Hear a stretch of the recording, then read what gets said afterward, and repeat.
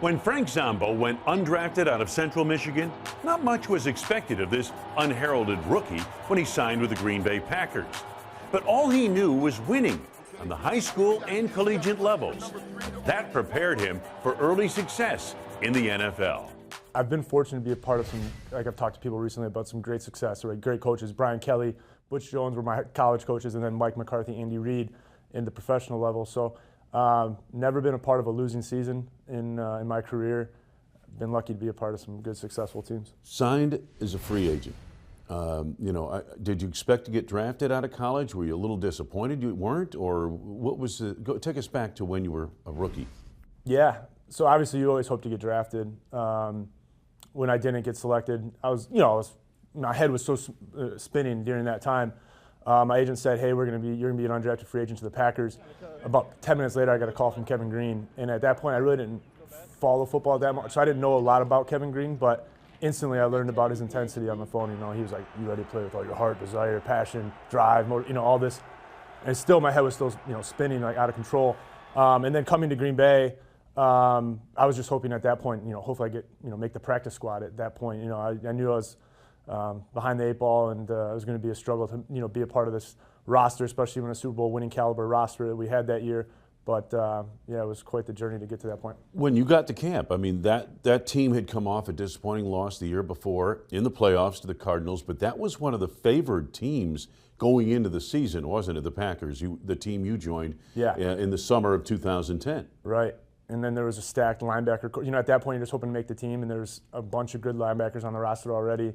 At that point, I think I was fortunate that I was given an opportunity. Some guys had gotten banged up. I was given an opportunity to show, put a few reps out there, and then I was able to take advantage of those reps and, kind of make the team eventually.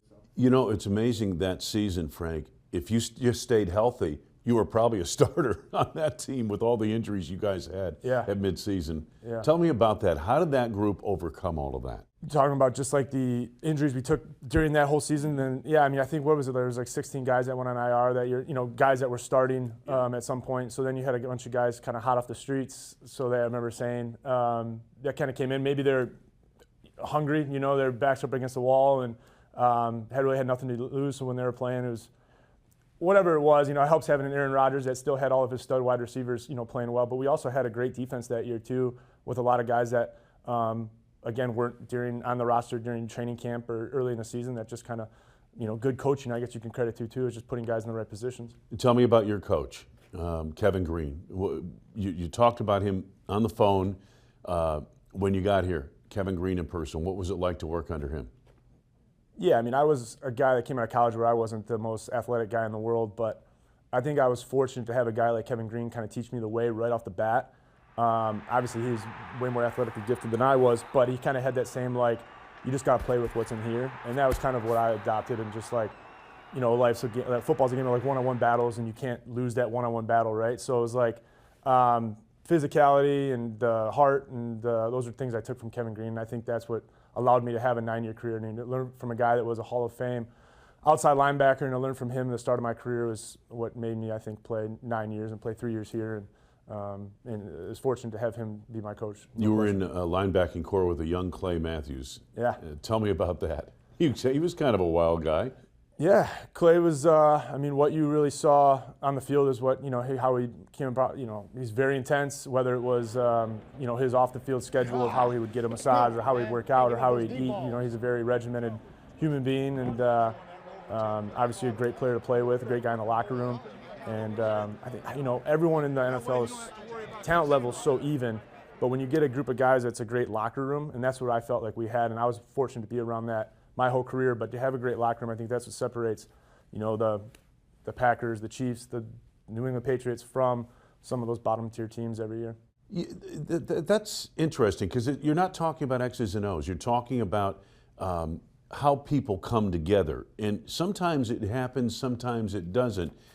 Is there an ingredient you can pick out, Frank, that looking back, that this is why we were successful, this is why we came together? Because you're talking about a team that won the Super Bowl, 16 players on the injured reserve, so you had a lot of turnover over the course of the season. How did you guys come together? I mean, I think it is that locker room. It's guys like your leaders, like your Aaron Rodgers or your Clay Matthews or some of those guys in the locker room that can keep everyone together. And Charles Woodson during that time. But I think when somebody makes a play at that level and people are on the sideline are generally happy for that person making that play and generally just happy to be around each other and happy to get in the locker room after a victory and celebrate together.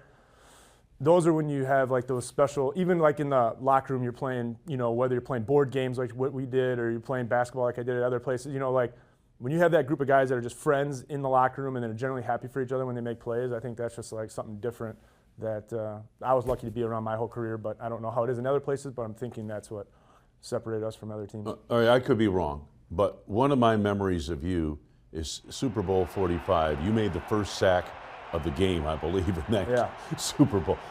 Could you have ever imagined that in your rookie year, undrafted, you come into a team and you get to the Super Bowl and you make a sack to start it off? No. Think about that. First off, no. It was a pretty surreal first year of football in the NFL. To be a part of that team and then to be a part of success. And again, I think I credit it to Kevin Greene of just teaching me the right way to play the game, especially for someone my skill level. I don't want to downplay myself, but I wasn't the most athletic guy in the world, but I played with a certain type of heart or tenacity or physicality that allowed me to play at that level. And just studying the playbook and being in the right place at the right time and having players and coaches being able to count on me to do the right things when they call the play, right? I think that just goes a long way. So, is the Super Bowl, your role in it, the high point of your career? Yeah. I mean, high point of my football career, without question. I mean, that was, I don't know if it gets any better, right? Going to the Super Bowl, I played every defensive rep of that game and had a sack, right? So I don't think there is any. I've had some really good games, being a part of good teams, great teams, yeah, but at that point, there's nothing better, yeah. Let me ask you about Andy Reid, because he was a quarterback's coach here in Green Bay for many years, very fondly remembered, went on to Philadelphia. You ran into him in Kansas City. Tell me about Coach Reid and what you noticed about him, what set him apart. Yeah, I mean, I think the respect the players have for him when he puts out a rule or a game plan, there's no questioning what he puts out, right? Everyone abides and everyone's on board with what he's got going. But again, he's very strict. Training camps are very hard there, just like they were in Green Bay. I remember guys coming into our training camps from elsewhere and being like this is out of control, like how you guys, So he was very hard on us, but then was able to, let off the gas a little bit at certain times of the season when you're kind of a little banged up or you're a little sore. He just knew how to play it, the exact right way to get enough out of you, but then to let off a little bit too. And and then we just trusted him that he was going to put us in the right position to win games. It's funny. Sonny Jurgensen once told a story. Vince Lombardi left Green Bay, went to Washington, and for 1 year was their coach. And Sonny says, we ran the same plays, but when Vince Lombardi told us to run the play this way, nobody questioned it, and we ran it, and it worked. Right. Great coaches do that, don't they? Right. You trust them, right? And he's been through the ringer. He's been through it a bunch. He has the experience. So when he says something, you believe it and you do it. Tell me about your time in Green Bay as you look back on it. And you played, elsewhere, but tell me about Green Bay. What stands out to you about playing here? The Midwest feel, the people, not even just in the locker room. Obviously, I was around great people in the locker room, but then people outside that I met that even I just come in for 4 days, I'm meeting with not meeting with people, but visiting with 8 different families that I had close relationships when I played here, and I've stayed in close contact with great people around this area that, I'm from the Midwest, being from Michigan, and I was just so fortunate to play college football in Michigan. For me, if what I like, my interests, live in Green Bay and then live in Kansas City, all very similar cities and very similar people, Midwest feel. I like to hunt and fish and be outside, so these are just great places for me to live. I've never been a big city guy, so I can't imagine what traffic would be like in a big city or anything like that. So I was very fortunate to play in those 2 places. Game day in Green Bay and Kansas City, it's hard to beat, isn't it? Again, I don't think I could play at Lambeau Field is the upper echelon. There's no competing with Lambeau Field, but to play at those 2 places, Lambeau Field and then Arrowhead, again, I couldn't have played at 2 better atmospheres. Today, Frank Zombo is Director of Enterprise Solutions at Mercury Healthcare in Michigan. He only played 3 seasons in Green Bay, but his role in Super Bowl 45 will endear him to Packers fans for generations to come.